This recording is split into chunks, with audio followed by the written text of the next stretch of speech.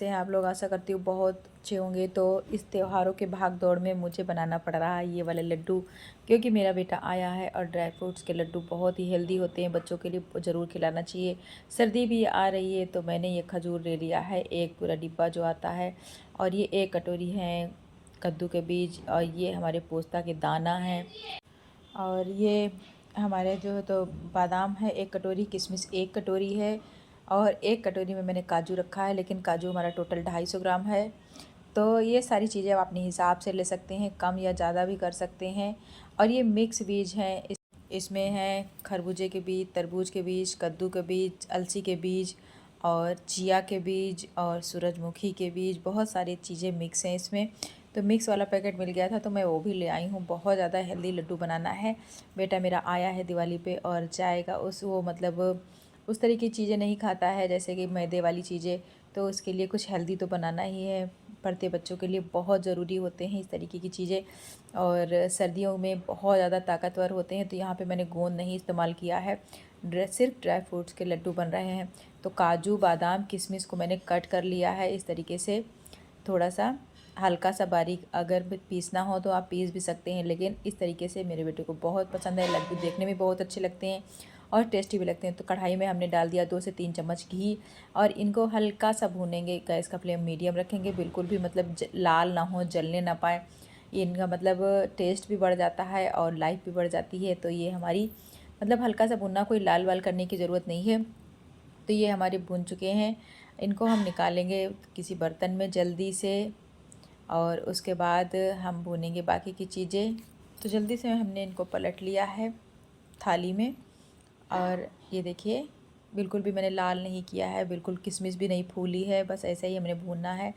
अब हमने कद्दू के बीज डाल दिया है और 2 से 3 चम्मच घी फिर से डाल दिया है, और इनको भी हम भूनेंगे हल्का सा। गैस का फ्लेम मीडियम ही रखें, बिल्कुल मोटे तले की कढ़ाई लें तो ज़्यादा अच्छा रहेगा। और कद्दू के बीज मोटे होते हैं इसलिए हमने उनको पहले डाल दिया था। इसमें भी मिक्स हैं, लेकिन इसमें कुछ दाने ऐसे हैं जो बहुत बारीक हैं, जैसे कि चिया के बीज, तो इसीलिए हमने इनको बाद में डाला है। और हल्का सा ही भूनेंगे, बिल्कुल भी जलाना नहीं है, बस हल्का सा मतलब कच्चापन ख़त्म करना है। और घी का स्वाद बहुत ही बढ़िया आता है। देखिए चटकने लगे हैं, मतलब अलसी के बीज चटकने लगते हैं तो आवाज़ आती है। तो इसमें कौन से बीज चटक रहे हैं मुझे नहीं पता है, लेकिन आवाज़ आ रही है। तो बिल्कुल लास्ट टाइम में हम डालेंगे पोस्ता के दाना, हल्का सा भूनेंगे और बस सारी चीज़ें पलट लेंगे। गैस का फ्लेम हमने एकदम लो कर दिया है, क्योंकि कढ़ाई मोटे तले की है, तो इसकी मतलब हल्की सी गुनगुनाहट में ही बढ़िया से भून जाएंगे। तो ये लड्डू बहुत ज़्यादा ताकतवर बनते हैं, बहुत हेल्दी बनते हैं। तो बच्चों के लिए तो ज़रूर बनाना चाहिए, सबको बनाना चाहिए।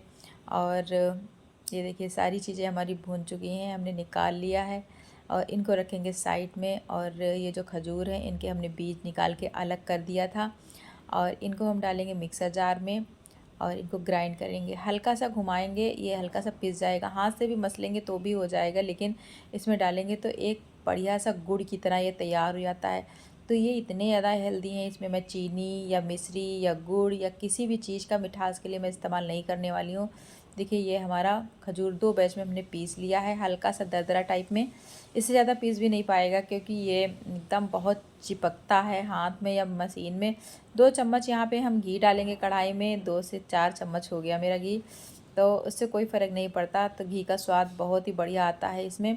और इसको इसी तरीके से हल्का सा भूनेंगे, इसका भी थोड़ा सा कच्चापन मतलब ख़त्म करना है।